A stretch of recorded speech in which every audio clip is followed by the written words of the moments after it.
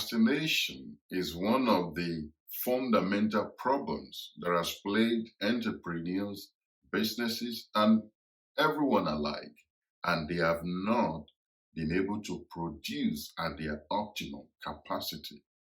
Welcome to Streams. On this edition of Streams, I'll be sharing with you ways or how you can stop procrastinating, especially as an entrepreneur. You see, procrastination robs you of the potential expansion, opportunity to grow, or how to deepen your relationship either with your client base or in your industry. So, one of the keys why people procrastinate is that they take more than they have capacity to handle per time because either they are new in the industry or because they are attracting loads of customers. They just take everything that is thrown at them. Can you deliver on that? Can you do that? And because they do not have the resident capacity to deliver on the promises, they push it to the long grass. They push it forward. Oh, I will come back to that. Oh, I will fix that later. And what do you see? A multiplied impact of procrastination, which eventually ruins their image, ruins their brand, and the business is in tatters. So stop taking more than you can handle per time. Number two, wrong or bad estimation of time. There's this assumption that people think they have more time than they actually have in reality. They will have this assumption once they are taking on a new business or taking on a new venture. Oh, maybe I have 2 weeks. But in real time, you actually have maybe 5 days. Some would think on the project they have a month. Without factoring in, there are weekends, there are other commitments they already have, as though they just have this blank 4 weeks before them. In reality, they might not have more than 3 or 4 days in order to deal with the new assignment or the new job they have taken. I have seen that again and again in my data report or project implementation, that before you know it, the deadlines are around the corner. And if you don't have a laid down guideline of how to measure the time you actually have, you just cook it up in your mind thinking, oh, I have loads of time. In reality, you never really had that time. Number three is overanalyze. When you overanalyze, you're always finding excuses of what is not right, of why the time is not right for you to get on to starting either the job or the customer's demand or to fulfill that obligation, because you want everything to be perfect before you act on it.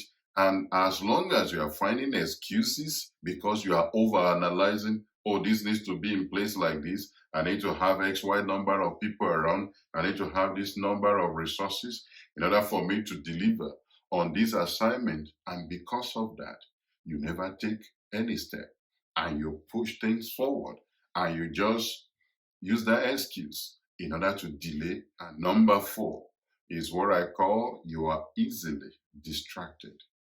You will rather focus on other people's demand or other things that are not advanced in your business or your career than to focus on what is right in front of you that you need to fulfill, either to grow your brand, either to deepen your name recognition in that industry, for example. And if you look at this closely, it will also show that you are not very focused as a business person. So if you are easily distracted from one thing to the other, once you are distracted by other demands, you just procrastinate on the assignment that you know is very important to you. Number five is when you don't know the solution to a problem. When people don't know and they don't want to ask around or find a solution, they procrastinate. Instead of overcoming the obstacle, if you don't know the how and you are too big or you feel like you can't ask people for help, then people are bound to procrastinate. So, number six is what I call when you don't have the right team to delegate to. For small businesses that are just starting up, you don't have the resource sometimes to hire all of the people that you need. And in a situation where you don't want to turn away customers and everyone is trying to get uh, attention from you or wants to patronize you, and because you can't fulfill all of them and you don't have the right team around you in order to help you out or help you to solve some of those problems, what do? You kick it into the long grass, and eventually all of this makes you to lose the opportunity for you to grow, for you to expand your influence. It's been said that a quarter of potential business revenues are lost to procrastination. So, if you are in this situation, how do you begin to deal with it? Number one, I said, create a list, create a measuring or a kind of a chunking system. Know what is the first thing you need to do, know what is the second thing, the third thing, and it helps you to free up your mind that you don't need to do everything at once. If I can do number one today, I could do number two tomorrow, I could do four, I could do five. So that helps you to free up your mind and get you organized. Number two, remind yourself constantly the vision. What are the benefits or the consequences of not fulfilling these obligations? Why exactly are you doing it in the first instance? So, if you remind yourself the benefits of overcoming the assignment or the obstacle or meeting those deadlines and the harsh reality of the consequences, it helps you to focus your mind. And number three, how to deal with procrastination is create a reward system. Reward yourself. Say to yourself, if I'm able to accomplish one, two, three, and four, I will treat myself to this. I will go out for a meal. I will have maybe a spa or maybe go for a massage. Look for something that takes your fancy or maybe go to the movie. Create a reward system.